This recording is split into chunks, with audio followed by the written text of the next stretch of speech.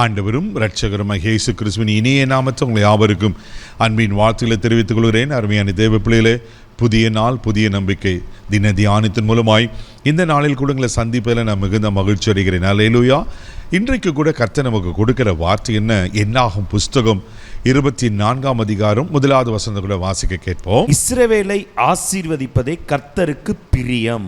ஆமென். அல்லேலூயா. இஸ்ரவேலை ஆசீர்வதிப்பதே கர்த்தருக்கு பிரியமா? தேவ பிள்ளைகளே, இஸ்ரவேலர்கள் யார்? நீங்களும் நானு தான். ஆமென். நம்மளாம் புதிய ஏற்பாட்டுடைய இஸ்ரவேலர்கள்.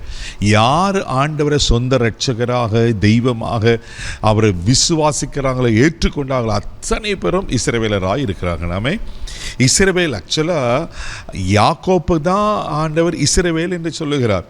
யாக்கோப்பு அவன் எத்தன் ஏமாற்றுக்காரன்.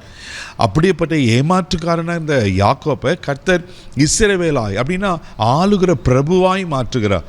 அவர் வாழ்க்கையே முழுவதுமாய் மாற்றுகிறதை பார்க்கிறோம். நீங்களும் நானும் ஆண்டவரை விசுவாசித்து ஆமென் அவரை பரிசுத்தமான இரத்தத்தினால கழுவப்பட்டு நம்ம மீட்டெடுக்கப்பட்டிருக்கிறோமே. கர்த்தர் நம்ம பார்த்து என்ன சொல்கிறாருன்னா, இஸ்ரவேலை ஆசீர்வதிப்பதே அவருக்கு பிரியமா. ஆண்டவருக்குன்னு ஒரு ஆசை இருக்குன்னா, ஆண்டவர் ஆண்ட்ரூஸ் மேலே என்ன பிரியம் வச்சுக்கிறாருன்னா, ஆண்ட்ரூஸ் ஆசீர்வாதமாக இருக்கணும்.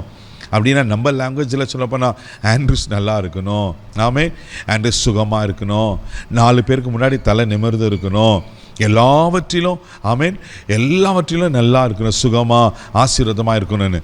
தேவப்பிள்ளை, இது உண்மை, 100க்கு 100 உண்மை. இஸ்ரவேலை ஆசீர்வதிப்பதே கர்த்தருக்கு பிரியுமா? தேவப்பிள்ளையில் இது 100க்கு 100 உண்மை.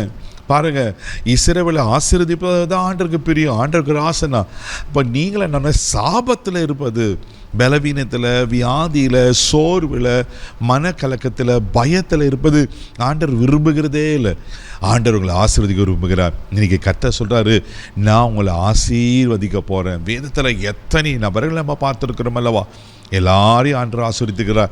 இன்னைக்கு உங்களையும் ஆசீர்வதிக்க உண்மையில் இருக்கிறாராமே. சங்கீதங்களின் புஸ்தகம் 115ஆம் சங்கீதம் 12ஆம் வசனம் கூட வாசிக்கும் போது இப்படியா சொல்லப்பட்டிருக்கு. வாசிக்க கேட்போம். கர்த்தர் நம்மை நினைத்திருக்கிறார், அவர் ஆசீர்வதிப்பார்.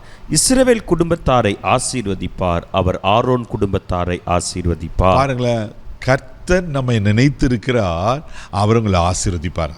தேவப்பிள்ளைல, கர்த்தர் நம்மளை ஆசீர்வதிப்பு தான் அவருக்கு பிரியம். நம்மளை நினைச்சிருக்கிறாரா?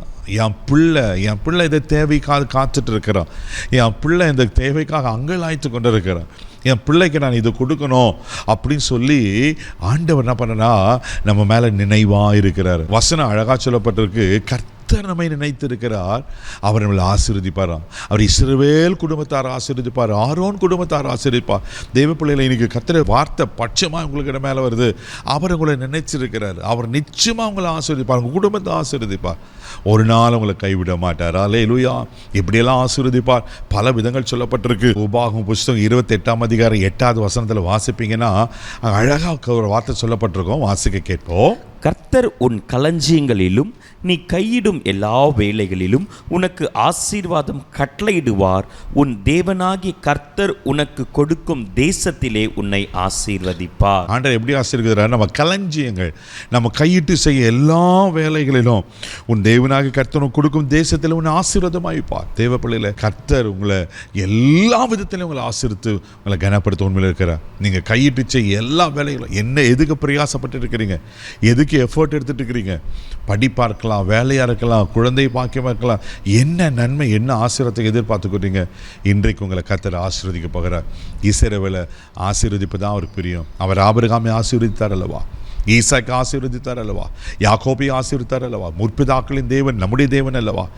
நான் உன்னை பெரிய ஜாதியாக்கும், உன் பேரை பெருமைப்படுத்துவேன்னு சொல்லி ஆபிரகாமை ஆசீர்வதித்த ஆண்டவர். ஈசாக்கு விதை விதைத்த போது 100 மடங்கு ஆசீர்வதித்த ஆண்டவர். கோலும் கைமா அந்த யாக்கோப்பை 2 பரிவாரங்களை ஆசீர்வதித்த ஆண்டவர். உங்களை ஆசீர்வதிக்க மாட்டாரா? நிச்சயமாக உங்களை ஆசீர்வதிப்பார். கண்களை மூடி நம்ம ஜெபிக்கலாம். தகப்பனே, உமக்கு நன்றி சொல்லி துதிக்கிறோம், உம்மை ஸ்தோத்திரப்பா. இஸ்ரவேலை ஆசீர்வதிப்பதா உமக்கு பிரிய ஆண்டவரே. ஆண்டவரே, மக சோத்திர யார் என்னென்ன ஆசீர்வாதத்துக்காக ஏங்கி கொண்டிருக்காங்களே, இயேசுவின் நாமத்தில் நான் ஜெபம் பண்ணுறேன்ப்பா. இன்றைக்கு இப்பொழுது அற்புதங்களை காண செய்வீராக, எங்களை ஆசீர்வதிப்பீராக ஜெபிக்கிறப்பா. நன்மை கிருபை உண்டாகட்டும் அப்பா. மக ஸ்தோத்திரம், எங்களை நினைத்திருக்கிற கர்த்தர் இவர்கள் அப்படியே ஆசீர்வதிப்பீராக. இந்த நாள் முழுதும் கரம் பிடித்து நடத்தும் தெய்வீக பாதுகாப்பு ஒப்புக்கொடுக்கிறேன்.